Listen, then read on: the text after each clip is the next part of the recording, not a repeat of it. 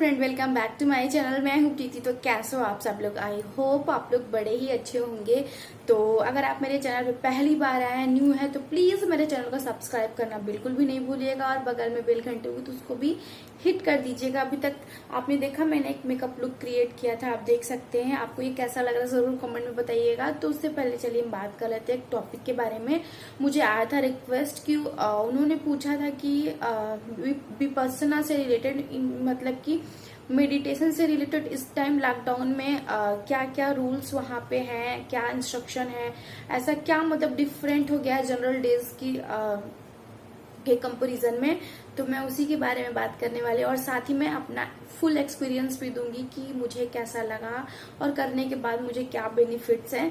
तो चलिए वीडियो को स्टार्ट कर लेते हैं। तो सबसे पहले जिन्होंने पूछा मैं उनके क्वेश्चन का आंसर दे देती हूँ कि इस टाइम लॉकडाउन में अभी क्या चल रहा है, वहाँ पे क्या क्या ऐसे रूल्स फॉलो हो रहे हैं। तो सबसे पहले मैं बता दूं कि जो लोग जैसे पेशेंट वगैरह हैं, शुगर डायबिटीज वगैरह के, ये लोग पेशेंट को तो सबसे पहले वो लोग ले नहीं रहे हैं, क्योंकि क्या है ना कि कोविड-19 उन्हीं लोग को ज्यादा मतलब हो जा रहा है जिनका इम्यून सिस्टम थोड़ा वीक है। तो मीन्स जो बीमारियों से ग्रसित है तो पहले से पता है कि उनका इम्यून सिस्टम वीक है, तो ऐसे पेशेंट वगैरह को वो लोग नहीं ले रहे हैं इस टाइम में। और फिर उसके बाद और एज के अकॉर्डिंग भी था। अभी कुछ दिन बारिश के मौसम में यहाँ पे मैं सारनाथ का बता रही हूँ, बाकी बहुत जगह 2 ही 3 सेंटर चल रहे हैं विपस्सना के, बाकी सेंटर तो नहीं चल रहे हैं। 2 ही 3 सेंटर चल रहे हैं, तो हमारे यहाँ सारनाथ वाला चल रहा है फिलहाल। और बारिश का मौसम अभी फिलहाल है, तो बारिश में थोड़ा जो एजेड लोग हैं उन लोग को भी नहीं ले रहे हैं, क्योंकि बारिश की वजह से क्या है ना कि जमीन पे काई लग जाता है, तो उसकी वजह से चलने वलने में बहुत प्रॉब्लम होगी, तो वैसे भी लोग को नहीं ले रहे हैं।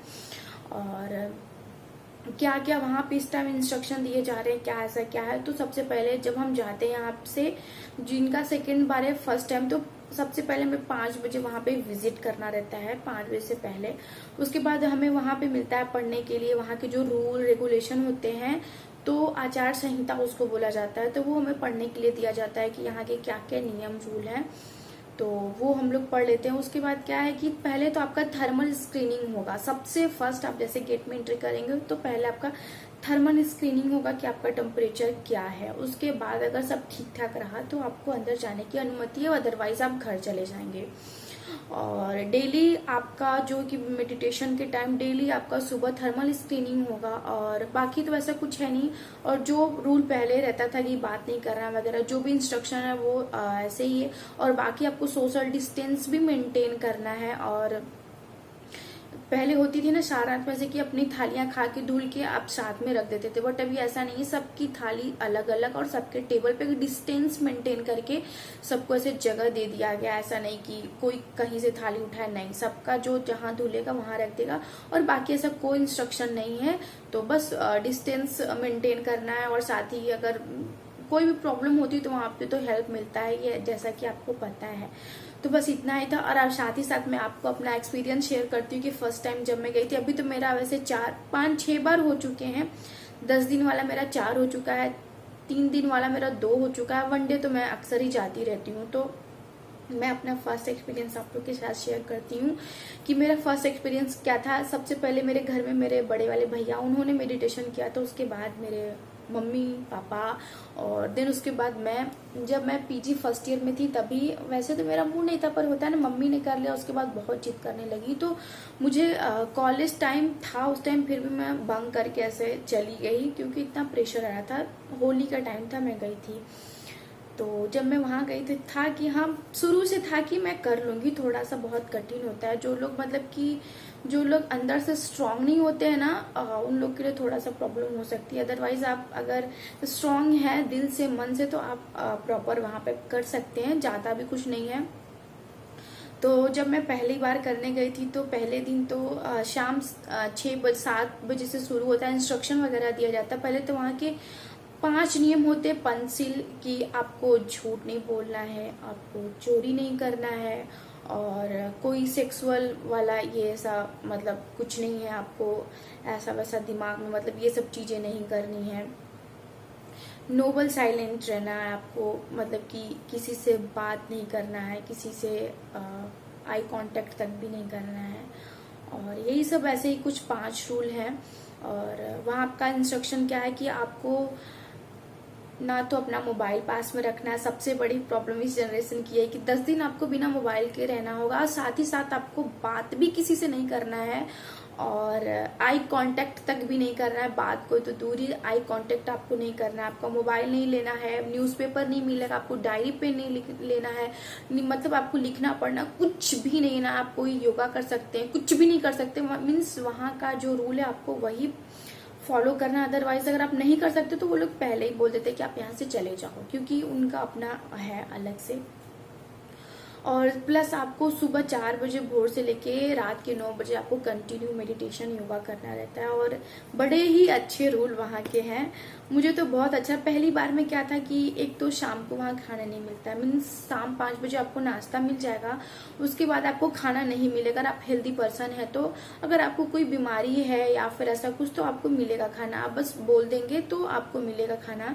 अगर आप स्वस्थ नहीं है या फिर आप किसी प्रकार की दवा लेते हैं या फिर आपसे भूख बहुत बर्दाश्त नहीं हो रही है, तो आप टीचर से, आपको कोई भी वहां पे प्रॉब्लम हो, कोई भी प्रॉब्लम हो, तो आप टीचर से या तो बात करें, या फिर जो सेविका होती हैं, मीन्स हम 10 लोग अगर कर रहे हैं मेडिटेशन तो एक हमारी उसमें एक लीड होगी, टीचर होगी जो हमें गाइड करेगी, तो आप उनसे बोल सकते हो या फिर टीचर से। अगर आप, उसके अलावा आपको किसी से कुछ नहीं कहना है। तो मेरा क्या था कि एक तो हॉस्टल में मैं रहती थी, और इतना हॉस्टल जानते हैं आप, हॉस्टल में खाने का क्या है कि बस खाते रहना खाते रहना। तो मैं फर्स्ट टाइम गई थी, तो चलो दोपहर में हो गया, शाम में भी चलो हो गया, रात को मुझे भूख के मारे मुझे नींद ही नहीं आ रही थी। मुझे 2-3 दिन ना मुझे भूख मतलब खाया भी नहीं, और मतलब खाने की वजह से कॉन्स्टिपेशन वगैरह भी होगी, क्योंकि खाना भी कम 2 टाइम मिलता था, और खाती भी नहीं सही से, क्योंकि बैठने से क्या होता है ना कि हमारा डाइजेशन होता ही नहीं है। तो होते होते ऐसा ना कि आपका खाना ही थोड़ा सा कम हो जाएगा, और ऊपर से मोबाइल नहीं छूना, और किसी से बात नहीं करना। बड़ा ही 2-4-5 दिन तो बड़ा बेचैनी लगा, रोज उंगली पे गिनती थी, आज 1 दिन बीता, कल 2 दिन, 3 दिन, 4 दिन, क्योंकि हमारी एज ही वैसी थी। मैं 23 ईयर थी तभी मैं मेडिटेशन करने गई थी, तो आप समझ सकते हो उस एज में क्या हो सकता है। तो हर दिन बस यही रहता था कि कौन सा दिन हमारा मौन टूटेगा और कब हमें हमारा मोबाइल मिलेगा। घर जाने की कोई वो नहीं थी किसी से, बस सिर्फ मोबाइल कब मिलेगा, बस यही था। तो जैसे तैसे करके हमारा 9 दिन बीत गया और हमारा मौन टूटा। उसके बाद हमें मोबाइल मिला। जब मौन टूटा तो फिर 10 दिन बाद, जो 9 दिन बाद जो बोलने का जो खुशी हुआ मन में, मैं आपको एक्सप्लेन नहीं कर सकती। कि कोई बंदा 10 दिन नहीं बात कर रहा है, उसके बाद वो बात कर रहा है, तो होता ना कि क्या अंदर से मतलब एक प्रफुल्लित, एक खुशी।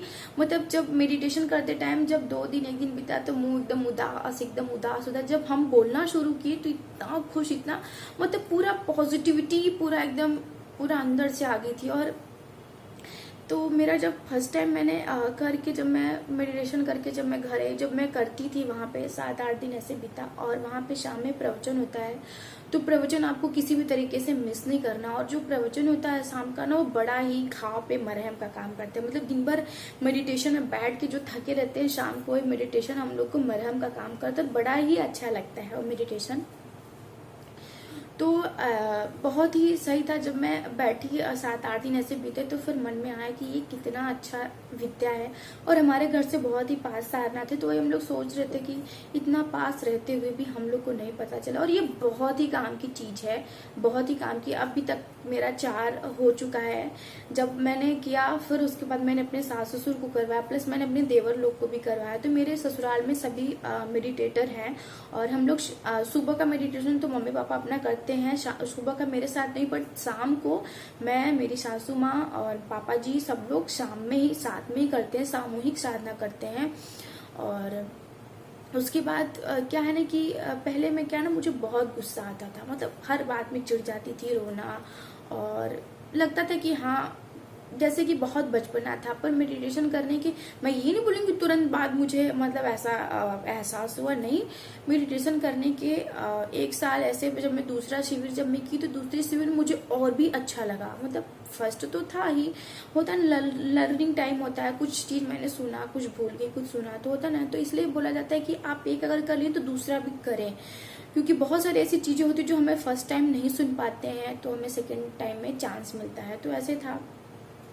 अभी मेरे में क्या परिवर्तन है, अभी मैं घर पे बैठती हूँ मेडिटेशन करने 1 घंटे, तो बड़े आराम से घंटे बीत जाते हैं, मैं 1.5 घंटे भी बैठ लेती हूँ आराम से।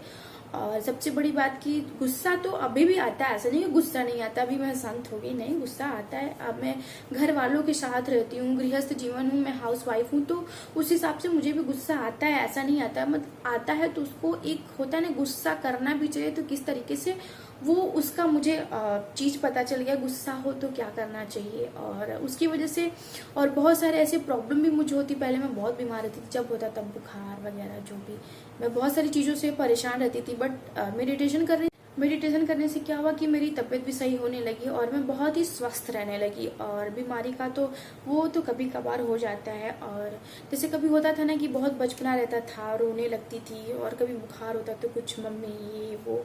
अभी क्या है कि अभी लगता है कि नहीं, जो होता है सही होता है, अच्छे के लिए होता है। और चीजें समझने की थोड़ी सी ना शार्प माइंड हो गया है कि हमें कहाँ पे क्या करना चाहिए, कहाँ पे क्या बोलना चाहिए, और ये सब का भी नॉलेज, मतलब बहुत सारी चीजें हैं कि धीरे धीरे माइंड जो है ना खुलता जाता है, तो वैसी वाली चीज है। और बहुत ही अच्छा लगता है मेडिटेशन करके, ऐसा लगता है दिन भर की सारी थकान और वो सब, जब मेडिटेशन करो ना तो लगता है शरीर पे 50 किलो बोझ था, और मेडिटेशन करने के बाद लगता है कि सब हल्का हो गया, सब हल्का हो गया, और बड़ा ही अच्छा लगता है। तो मुझे तो बहुत ही अच्छा लगा, मेरा एक्सपीरियंस इज द बेस्ट, मैं 5 में से 5 स्टार दूंगी। और मुझे इससे बहुत लाभ है, इवन मेरे सास ससुर को भी बहुत लाभ है, हम रेगुलर करते हैं। तो ऐसा कुछ इंस्ट्रक्शन नहीं है लॉकडाउन में, हाँ सिर्फ आपका थर्मल स्क्रीनिंग होगा, आपको किसी प्रकार का बीमारी होगा तो आपको नहीं लिया जाएगा। और सारनाथ में आप आ सकते हैं, क्योंकि यहाँ पे है सही है, यहाँ पे करवाया जा रहा है, तो बस, और बाकी कुछ नहीं, सब ठीक है। तो कोशिश करिएगा कि आप लोग जो भी हो करें मेडिटेशन बहुत अच्छा है। और जो वहाँ से आप आएंगे ना, तो होता है ना कि जब मैंने पहली बार अपना मेडिटेशन कंप्लीट करके फिर जब मैं आई घर, तो लगता था कि एक अलग से चेहरे पे चमक रहती है, और फिर इच्छा करता है कि अब मैं दूसरी बार भी जाऊं। और आप सोच सकते हैं मेरा कितनी बार मैंने कंप्लीट कर लिया, और मेरी जिंदगी, मैं शुक्र मनाती हूँ भगवान से कि अच्छा हुआ कि मुझे अभी इस उम्र में पता चल गया। मैं अगर रही ठीक ठाक तो मुझे लगता है कि मैं 50 मेडिटेशन कर लूंगी कंप्लीट, क्योंकि मेरे अंदर है कि मुझे करना है मेडिटेशन, और बाकी कुछ भी नहीं।